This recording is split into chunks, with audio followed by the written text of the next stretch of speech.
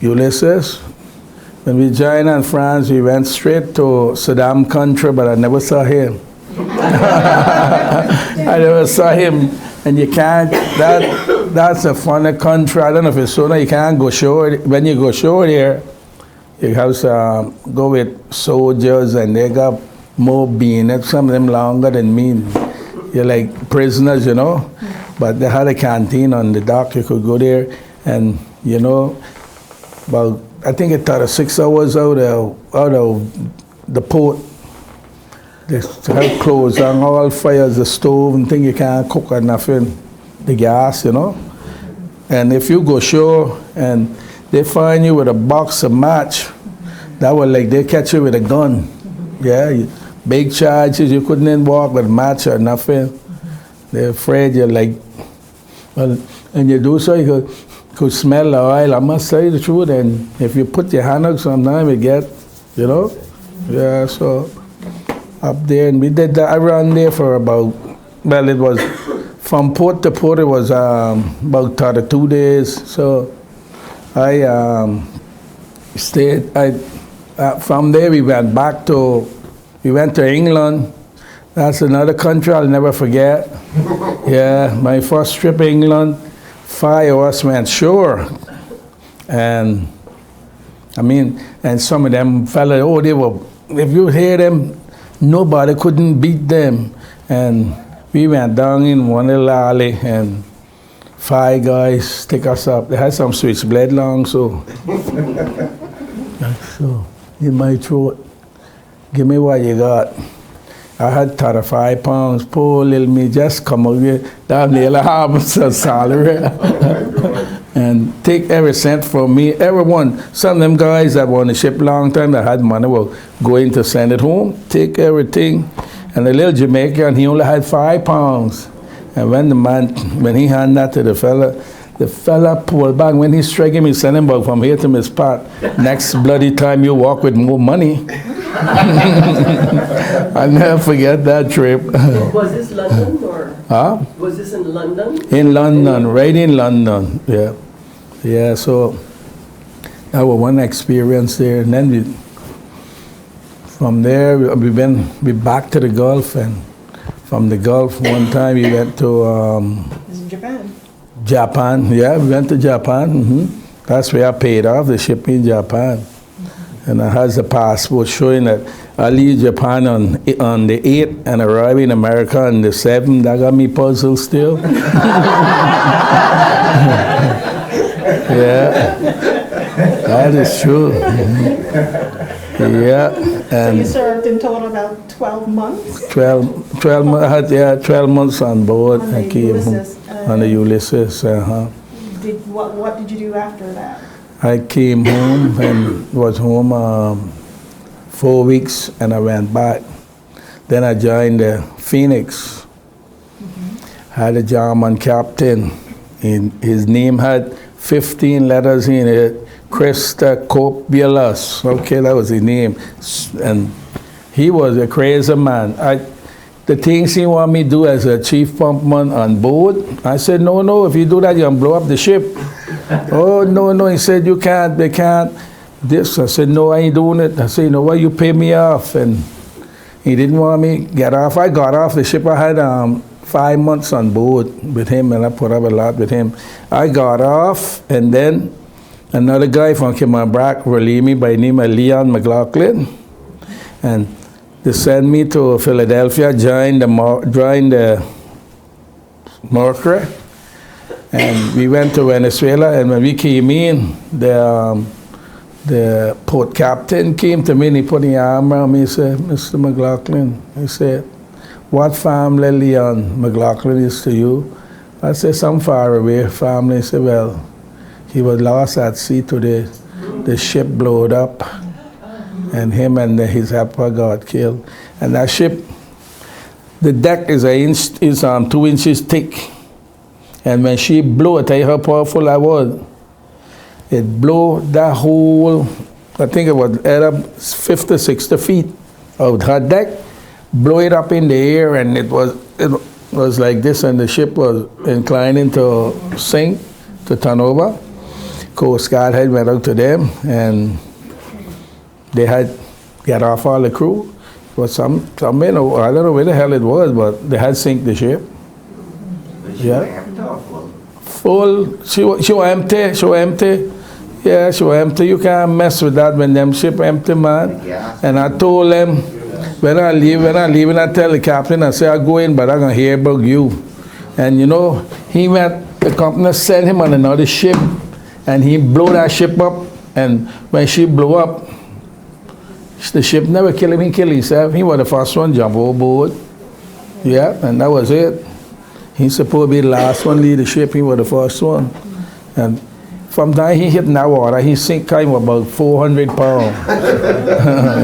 he couldn't float or swim or nothing. Anyway, that went off, so I missed that one. Were there investigations of any of this to determine exactly how it happened and how it prevented? I think so, yeah, because some of the guys I know had gone court and all kind of thing in New York and stuff. Yeah, they figured out. And the guy, Leon, his wife got a lot of money from the company, and he had, I think, 4 children, and the agreement was they had the school them until they get 18, and school them in U.S. One of his daughters head teacher at the Red Bay, head teacher, or something. She got a big job in the office. What was the next ship you served on? What the What was next? the next ship you served on?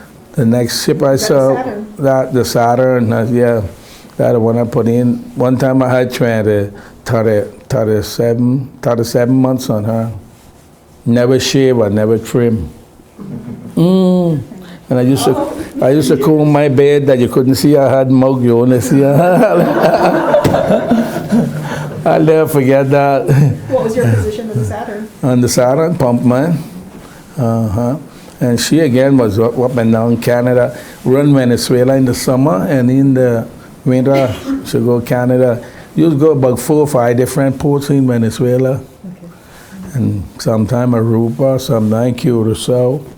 And who was Yeah. your captain in the Saturn? The Saturn, when I went there first, we had a captain. The captain there was Captain This is from- Captain Ellen, a German. And then after that, we had the Cayman guy there, Coolidge Conley from the outside. That's fantastic. Yeah, How many Canadian merchant marines one did boat. you serve with, you know? we had, well, the whole crew was 41. 41 crew. 41 Caymanians? No, 41 crew member. We had about 18 Caymanians. That's pretty impressive. And we had, most all the officers were from Cayman. And we had them from Spain, Brazil, Holland, the Philippines, San Vicente, different places. One time when I was on the Ulysses, we had 32 different nationalities. And I was on the, then after the Saturn, I went to the Marquis. When I went on the Marquis first, that was when they took me off and sent me on her ship because the captain there, everybody was afraid of him. Ringerman, that was the roughest captain in the fleet, and everybody. What country he was from? He was German, and when I went there, they tell me, when I get on board, they say, boy, don't pack your suitcase. I say, why? Say, you'll be the 6-pump one in 7 months. I said, that not bad. And this is what I tell them, I say, well, we are come from the sunshine on all 2 sides of the road, and I'm willing to go anytime. And let me tell you where I'm not see him. And he looked on me and he said, Chief Pumpman, so young. I said, well, you know, I couldn't come here. The company sent me. He said, okay. He said, you drink? I said, no, sir. He tapped me. I said, good man. Everything that they were drunk on. And what the man said, true, when you are a drunkard, you cannot hold a position on the ship. You can kill everybody. You can blow up the ship, pumping out or pumping in. And out them, it was 5 move from Cayman. Yes, sir. Yeah. The shadow didn't leave home and they were right back home. Yeah. 7.